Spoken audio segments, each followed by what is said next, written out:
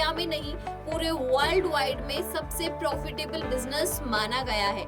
जी हाँ, आज हम बात करेंगे कि आप अपना मेडिकल स्टोर कैसे ओपन कर सकते हैं, क्या एलिजिबिलिटी होती है, कौन कौन इसे स्टार्ट कर सकता है, क्या इन्वेस्टमेंट होता है, क्या डिग्री होती है, क्या लाइसेंस रिक्वायर्ड होते हैं, क्या लागत होती है, क्या प्रॉफिट होता है। ऐसी सभी चीजों के बारे में आज हम बात करेंगे।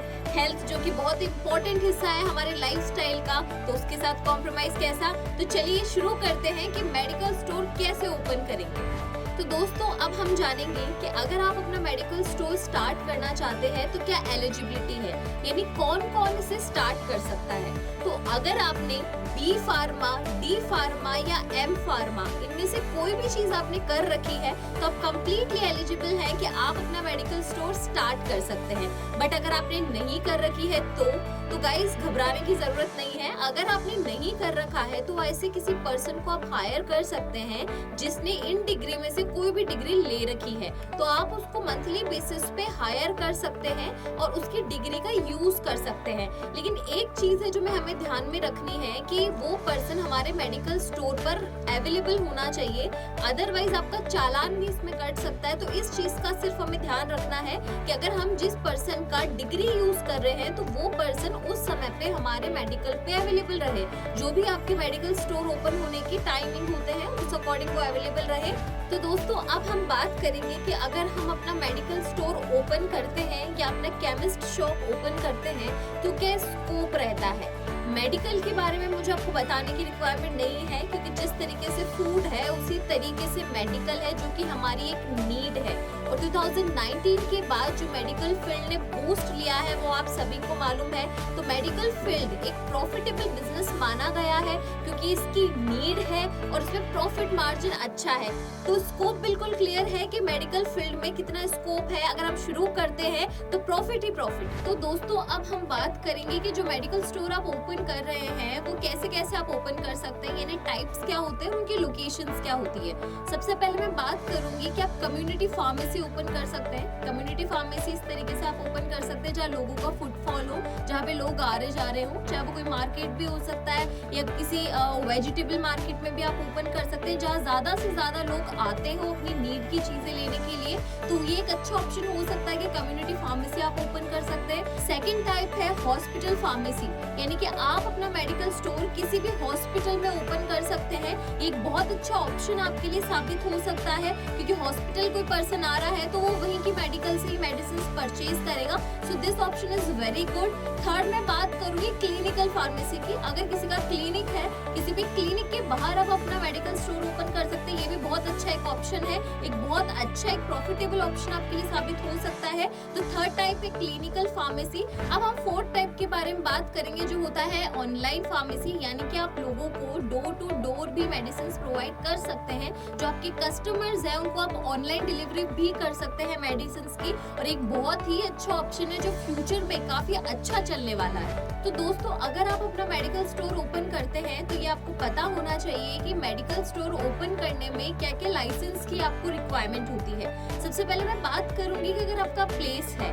आप जो शॉप ले रहे हैं जहाँ पे आपका शॉप है, अगर वो आपका खुद का शॉप है तो आपको उसके पेपर्स रिक्वायर्ड होंगे, यानी कि वो पेपर्स आपके लगेंगे। और अगर आपका शॉप रेंटेड है तो आपका रेंट एग्रीमेंट। पहला चीज तो होता है आपकी प्लेस का रजिस्ट्रेशन। सेकंड है आपका बिजनेस का रजिस्ट्रेशन। अगर आप इंडिविजुअली उस बिजनेस को कर रहे हैं तो आपका 1 पर्सन का रजिस्ट्रेशन होगा, और अगर आप उसको पार्टनरशिप में कर रहे हैं तो आपका पार्टनरशिप रजिस्ट्रेशन इसमें रिक्वायर्ड होता है।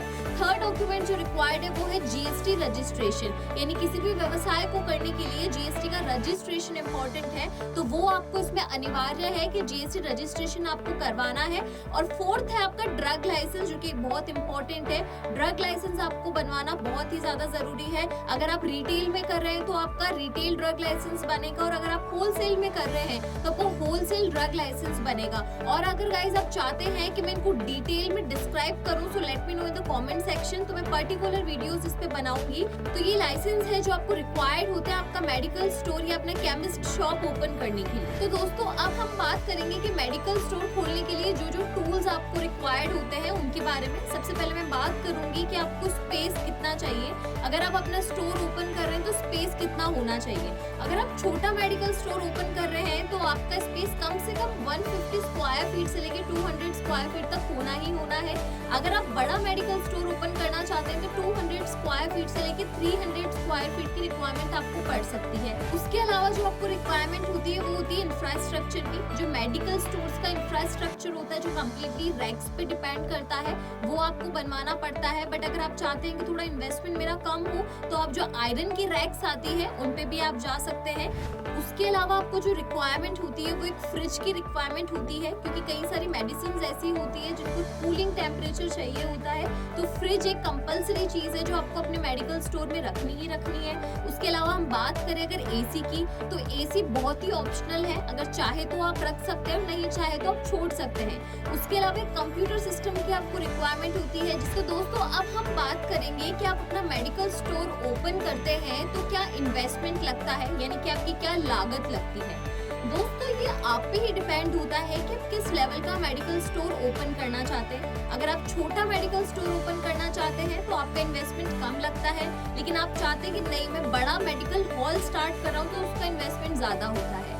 उसके अलावा ये डिपेंड करता है कि जो शॉप है वो अगर आपका खुद का है तो इन्वेस्टमेंट कम होगा, अगर वो रेंटेड है तो इन्वेस्टमेंट ज्यादा होगा। तो कम्प्लीटली आपके ऊपर डिपेंड करता है कि आप किस तरीके से अपना मेडिकल स्टोर ओपन करते हैं। अगर आप छोटा मेडिकल स्टोर ओपन कर रहे हैं तो उसमें कम इन्वेस्टमेंट होता है, कम दवाइयों के साथ आप चालू करते हैं। और अगर बड़ा मेडिकल स्टोर ओपन कर रहे हैं तो उसके लिए इन्वेस्टमेंट भी ज्यादा लगता है, इक्विपमेंट्स भी ज्यादा लगेंगे और सारी चीजों का इन्वेस्टमेंट जो होगा वो एक बड़े तौर पे होगा। तो अगर मैं बात करूँ कि एक छोटा मेडिकल स्टोर आप ओपन कर रहे हैं तो उसका इन्वेस्टमेंट 2 लाख से लेकर के 5 लाख तक का आपका साबित हो सकता है। और मैं बात करूं कि आप बड़े लेवल पे बड़ा मेडिकल हॉल स्टार्ट करें तो उसका इन्वेस्टमेंट 5 लाख से लेकर 10 लाख तक का होगा। अब दोस्तों हम बात करेंगे कि अगर आप अपना मेडिकल स्टोर ओपन करते हैं तो क्या आपकी इनकम रहेगी, क्या आपके मार्जिन रहेंगे। तो गाइस ये आप पे डिपेंड करता है कम्प्लीटली कि आप कौन सी मेडिसिन यूज करते हैं। मैं एग्जाम्पल के साथ आपको बता देती हूँ कि फॉर एग्जाम्पल आप जेनरिक मेडिसिन यूज करते हैं तो आपका मार्जिन जो होता है वो 30% से लेकर के 40% तक का होता है।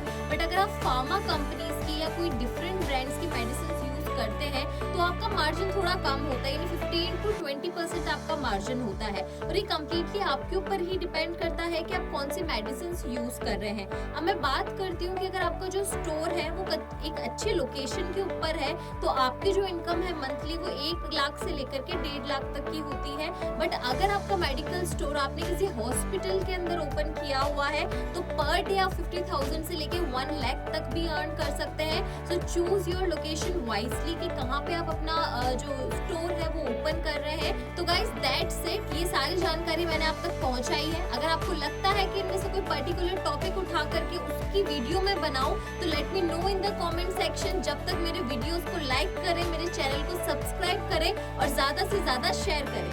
Thank you.